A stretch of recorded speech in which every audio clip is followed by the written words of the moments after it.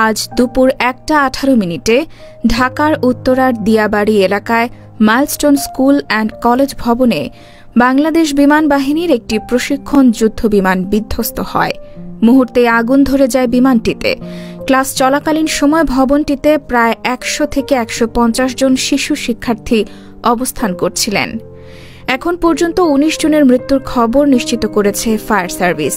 আহত অবস্থায় 164 জনকে রাজধানীর বিভিন্ন হাসপাতালে ভর্তি করা হয়েছে। এর মধ্যে বেশ কয়েকজনের অবস্থা আশঙ্কাজনক।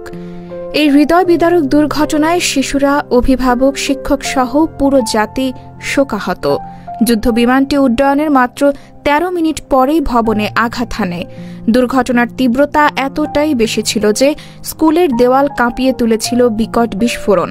আতঙ্কিত শিশুর কান্না, আহতদের চিৎকার আর চারিদিকে ধোঁয়ার কুণ্ডুলি, সব মিলিয়ে একটি বিভীষিকাময় পরিস্থিতি তৈরি হয়। সরকার এই মর্মান্তিক ঘটনার প্রেক্ষিতে আগামীকাল 22 জুলাই একদিনের রাষ্ট্রীয় শোক ঘোষণা করেছে। জাতীয় পতাকা অর্ধনমিত থাকবে দেশের সব সরকারি বেসরকারি ভবন, শিক্ষা প্রতিষ্ঠান ও বিদেশে বাংলাদেশের দূতাবাসে। নিহত ও আহতদের জন্য দেশের সব ধর্মীয় উপাসনালয়ে প্রার্থনা অনুষ্ঠিত হবে।